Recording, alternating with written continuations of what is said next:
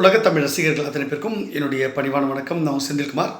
இந்த பதிவு நான் பார்க்க போகிறது நம்முடைய அன்பு சகோதரர் முன்னாள் மாநில தலைவர் அண்ணாமலை அவர்களுக்கு முக்கியமான ஒரு பதவி கொடுக்க போகிறாங்கன்னு நல்லா சொல்லிட்டே இருக்காங்க இல்லையா. நான் சொல்லியிருந்தேன், வெளிப்படையாக சொல்லியிருந்தேன். அவர் தேசிய அந்த கட்சியோட தேசிய லெவலில் பதவியெல்லாம் சொல்லிகிட்டு இருக்காங்க நிறைய பேர் சமூக வலைத்தளங்களில். அதெல்லாம் போய் அப்படி கிடையவே கிடையாது. அவருக்கு ஏற்கனவே இந்த ஆஃபர்லாம் கொடுத்தாங்க. அது அண்ணாமலை அவர்கள் மறுத்துட்டார். இதுதான் நிஜம்.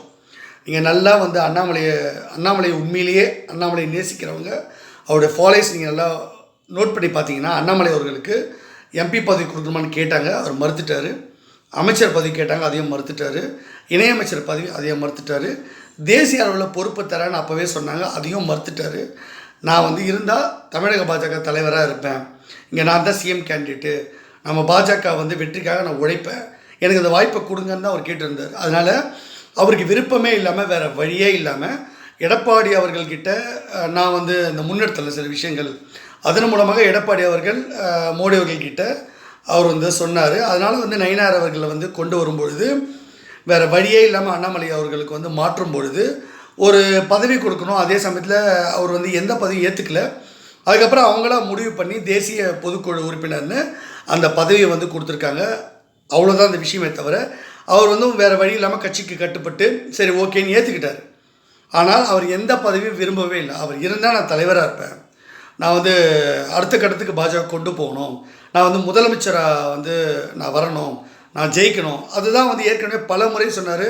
நான் இட்லி சுட வரல, இங்கே தோசை சுட வரல, நான் மேனேஜர் இல்லை அப்படிலாம் அண்ணாமலை வெளிப்படுத்தினார்ல. அது காரணம் என்னென்னா, நான் ஜெயலலிதா மாதிரி ஒரு ஆளுமையான ஒரு தலைவராக வரணும், புரட்சி தலைவர் எம்ஜிஆர் மாதிரி ஒரு கலைஞரை போல் ஒரு ஆளுமையான தலைவராக வரணும்னு அண்ணாமலை ஆசைப்பட்டார். அவர் ஆசைப்பட்டது தப்பு இல்லை. ஆனால் அவருக்கு இப்போவும் ஒரு லாஜிக் ஒன்று புரியல. அந்த லாஜிக் பற்றி நான் சொல்ல விரும்பல, இருக்கட்டும். அவர் என்கிட்ட கேட்பார். அண்ணாமலை அவர்கள் வருவார், மரியாதை நிமித்தமாக என்னை சந்திக்க வருவார். அதற்கான பேச்சுவார்த்தைகள் விரைவில் நடக்கும். குருமூர்த்தியை நான் முதல்வர் பார்த்துருவார். அதற்கு பிறகு என்ன சந்திக்க வருவார். அதற்கு பிறகு இன்னும் ஒரு வாரம், ஒரு 10 நாளுக்குள்ளே அண்ணாமலை அவர்கள் விரைவில் நம்முடைய பாரத பிரதமர் பிதாமகர் நரேந்திர மோடி அவர்களை டெல்லியில் போய் சந்திக்க போகிறார். அப்பொழுது அவருக்கு நான் பரிந்துரை என்ன பண்ணுறேன், என்ன நடக்க போகுது, இங்கே பாஜக எப்படி ஜெயிக்க போகிறோம், நம்ம எடப்பாடி அவர்கள் இப்போ வரைக்கும் அமித்ஷா அவர்கள் சொன்னதுக்காக கட்டுப்பட்டு இருந்தாலும் இந்த கூட்டணி ஆட்சின்றதை அவர் விரும்பலைன்றது நல்லா தெரியுது. அவர் என்டிஏ கூட்டணியில் தான் தலைமையில் தான் கூட்டணியதையும் விரும்பலை, ஆட்சியில் பங்கு கொடுக்க விரும்பலை. அண்ணாமலையை நாம் மறுபடியும் ப்ரையாரிட்டி பிஜேபியில் கொடுக்குறது அவர் விரும்பலை. இங்கே அண்ணாமலை முதலமைச்சர் நம்ம சொல்கிறதெல்லாம் அவர் விரும்பலை. அவர் நேரடியாக எடப்பாடி அவர்கள் சொல்லாமல் சவுக்கு சங்கர் போன்ற அவருடைய என்ன சொல்கிறது மவுத் பீஸாக நிறைய பேர் இருக்காங்க இல்லையா, அவங்க மூலமாக பேச வைக்கிறாங்க. மரியாதைக்குரிய வழக்கறிஞர் இந்த அக்னீஸ்வரன் அவர் இந்த தொலைக்காட்சி டிபேட்லாம் உட்காந்து பேசிகிட்டு இருக்காரு. மரியாதைக்குரிய சகோதரர் அன்பு சகோதரர் பொங்கலூர் மணிகண்டன் அவங்களெல்லாம் வச்சு பேசிக்கிட்டு இருக்காங்க. அது எடப்பாடி அவர்கள் தான் பேச வைக்கிறாரு. இல்லைனா எடப்பாடி அவர்கள் நினச்சிருந்தா அக்னீஸ்வரன் அவர்கள்கிட்டயோ பொங்கலூர் மணிகண்டனில் இன்னொருத்தர் இருப்பார், மணிகண்டன் ஒருத்தர் இருப்பார், இன்னொரு மணிகண்டன், அவர் அந்த மாதிரி ஆட்கள்லாம் அவர் சவுக்கு சங்கர்லாம் சொல்லி நீங்கள் விமர்சனம் பண்ண வேண்டாம், கூட்டணி ஆட்சி தான் வரப்போகுது, கூட்டணி ஆட்சியில் பங்கு கொடுக்க போகிறோம் அப்படின்லாம் எடப்பாடி சொல்லியிருக்கலாம். ஆனால் அவர் அதை விரும்பவே இல்லை. அதனால் எடப்பாடி அவர்கள் இந்த கூட்டணியை உடைக்க தான் ட்ரை பண்ணுறாரு. அதனால் அவங்க ஆதரவாளர்களை வச்சு இந்த மாதிரி பேச வைக்கிறாரு சமூக வலைத்தளங்களில். அதனால் எடப்பாடி அவர்கள் இந்த கூட்டணியை விரும்பலைன்றது அமித்ஷா அவர்கள் ரிப்போர்ட்டும் கிடைக்கும், மோடி அவர்கள் கொடுக்கப்படும். இதன் மூலமாக ஆல்டர்னேட்டிவாக நம்ம என்ன பண்ண போகிறோம் அப்படின்றதெல்லாம் பற்றிலாம் நான் பொது வெளியில் நான் பேச விரும்பலை. நாங்கள் வியூகம் அமைக்கிறோம், அந்த வியூகம் யாருக்கும் தெரியக்கூடாது. இப்போ கூட நிறைய பேருக்கு ஒரு கொஸ்டின் இருக்குது, அது எப்படி நயினார் தலைவர் ஆகிட்டார், அண்ணாமலை எப்படி நீங்கள் தலைவராக்குவீங்க அப்படின்னு நிறைய கொஸ்டின்லாம் இருக்குது. நான் திரும்பவும் சொல்கிறேன், அண்ணாமலை இங்கே தலைவராக வருவார், அதே சமயம் நயினாரும் தலைவராக தொடருவார்.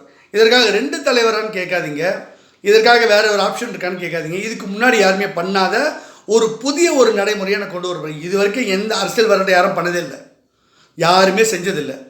அதனால் ஒரு வித்தியாசமான ஒரு விஷயத்தை நான் கொண்டு வர போகிறேன். 2 தலைவரும் கிடையாது. ஆனால் அதே சமயத்தில் இவருக்கு ஏற்கனவே சில கட்சிகளில் இருக்க மாதிரி பல பொறுப்புகள் அப்படியும் கிடையாது. இது புது மாதிரியான ஒரு பதவி கொடுக்க போகிறோம். அது என்னன்றதை நீங்கள் பொறுத்திருந்து பாருங்கள். இதுக்கு நயினார் சம்மதிப்பார்.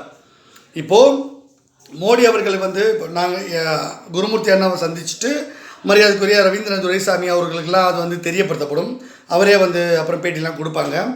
அவர் கூட சில விஷயம் நம்மகிட்ட ஷேர் பண்ணது வாய்ப்பு இருக்குது. நம்ம ஏற்கனவே நம்ம பிஏ மூலமாக குருமூர்த்தி அண்ணாக்கிட்ட என்ன கடிதம் கொடுத்து தான் இந்த விஷயம் நம்ம முன்னெடுத்திருந்தோம். இப்போ மறுபடியும் ஒரு விஷயம் வந்து என்ன பண்ண போகிறோன்றதை பற்றி அவங்ககிட்ட டிஸ்கஸ் பண்ணிவிட்டு அவங்களுக்கு தெரியப்படுத்திட்டு அண்ணாமலை அவர்களுக்கு தெரியப்படுத்திட்டு தான் இதை பண்ணணும். ஏன்னா அண்ணாமலை அவர்கள் சும்மாவே போயிட்டு எடப்பாடி வேண்டாம், நம்ம வந்து தனியாக நிற்கலாம், நமக்கு வந்து வேறு கூட்டணி அமைப்புன்னு சொன்னால் அமித்ஷா கண்டிப்பாக ஏற்றுக்க மாட்டார், மோடிகளை ஏற்றுக்க மாட்டார். ஏன்னா போன முறையே இந்த மாதிரி தேவையில்லாமல் பேசி தான் அவருக்கு வந்து பதவி போச்சு. இந்த முறை சரியான வியூகம் இல்லாமல் அவர் திருப்திப்படுத்துகிற மாதிரி கரெக்டான விஷயம் சொல்லி இது சரி இப்படி தான் பண்ண போகிறோம், இது வந்து சக்ஸஸ் ஃபார்முலான்னு சொன்னால் மட்டும்தான் மோடி அவர்களை ஆமோதிப்பார். அதனால் வந்து தேவையில்லாமல் அண்ணாமலை பேசுகிறதில்லை, இப்போ அதை பற்றி அமைதியாக இருக்கார். ஸோ ரவீந்திரன் துரைசாமி அவர்களும் அதை பற்றி இப்போ பேசலை, அமைதியாக தான் இருக்காங்க. குருமூர்த்தி அண்ணாவும் அதை பற்றி பேசலை. யாருமே இந்த வியூகம் என்னன்னு தெரியாது, எப்படி அண்ணாமலையை வந்து தலைவராக்க போகிறாங்கன்னு தெரியாது, நயினார் எப்படி சம்மதிப்பான்னு தெரியாது, எடப்பாடி இல்லாமல் எப்படி நம்ம ஜெயிக்க போகிறோம் அதுவும் தெரியாது. இங்கே நிறைய குழப்பங்கள் இருக்குது. அது எல்லாத்துக்கும் வியூகம் என்கிட்ட தான் இருக்குது. அதை மோடி அவர்கிட்ட நான் கொடுத்துருவேன். விரைவில் வந்து அண்ணாமலை அவர்கள் மோடி அவர்கள் போய் சந்திப்பார், அமித்ஷா அவர்களையும் போய் மரியாதை சந்திச்சுட்டு இங்கே வந்து தலைவராக பதவி ஏற்றுப்பார். நான் சொல்கிறது 100க்கு 100 உண்மை. ஏன்னா நான் எந்த அளவுக்கு சொல்ல உண்மைன்றது எல்லாருக்கும் தெரியும். நான் கடிதம் கொடுத்துருக்கேன், புரியுதா? சும்மா ஏதோ வாயில் வந்து வர சொல்ல ஆதாரத்தோடு தான் பேசுகிறேன். அப்படி நான் பொய் சொல்லியிருந்தா என் மேலே என்றைக்கோ சட்டம் பாஞ்சிருக்கோம். பல வருஷமாக நான் யூடியூப்பில் பல்வேறு விஷயங்கள் நான் பேசிக்கிட்டு இருக்கேன், ஆதாரத்தோடு தான் பேசுகிறேன். நான் விஷயங்களை செஞ்சுட்டு தான் முன்னெடுத்துட்டு தான் அதை பற்றி நான் பேசுவேன் ஆதாரத்தோடு. ஸோ அதனால் இங்கே மிகப்பெரிய விஷயங்கள் இனிமேல் அரசியலில் ஒரு மிகப்பெரிய வியூகம் வகுக்கப்படும். எடப்பாடி அவர்கள் வந்து ஃபுல்லாக சரண்டர் ஆக போகிறாரா, இல்லை அவர் வந்து இதே மாதிரி வந்து குறுக்கு சால் ஓட்டுவாரா அப்படின்றத பொறுத்து தான் இங்கே மிகப்பெரிய விஷயங்கள் இருக்குது. எடப்பாடி அவர்களும் என்னை ஏற்கனவே ஒரு முறை சந்திக்க சில ஆட்கள் மூலமாக ட்ரை பண்ணாங்க. நான் அவரை சந்திக்க அப்போ விரும்பலை, ஓகேவா? ஆனால் அவங்க வந்து சரியான ஒரு வழிமுறையில் என்னை வந்து நேரடியாக எனக்கு கடிதம் கொடுத்தோ இல்லை ஒரு பொறுப்பான ஒரு உரிய மரியாதை கொடுத்து கூப்பிடல. அப்படி மரியாதை கொடுக்காத போது நான் எதுக்கு அவங்ககிட்ட போகணும்? ஒரு உரிய மரியாதை கொடுத்தா தான் நம்ம வந்து போய் ஆலோசனைலாம் கொடுக்க முடியும். அது பிஜேபியோட நலனுக்காக தான். நான் பிஜேபி நலனை வச்சு தான் எல்லாத்தையுமே நான் வந்து பிளான் பண்ணுவேன். ஏன்னா நம்ம ஒரு பிஜேபிக்காரன், நான் சித்தாந்தவாதி. பிஜேபியோட நலன் இல்லாமல் நம்ம எப்படி அவங்கள போய் பேசுறது சந்திக்கிறது, நம்ம மரியாதை விட்டுக்கணும் அவசியம் இல்லை. ஏன்னா சிஎம்மாக போகிறது என்னவோ எடப்பாடியாக இருந்தாலும் சரி, அண்ணாமலையாக இருந்தாலும் சரி, யாராக இருந்தாலும் அவங்க தான் சிஎம் ஆக போகிறாங்க. நாம் சிஎம்மெல்லாம் ஆக போகிறதில்ல. அதற்கான வழிமுறையை சொல்லிக் கொடுக்க போகிறோம். அவங்களுக்கே அக்கறை இல்லாத போது நமக்கு என்ன வந்தது?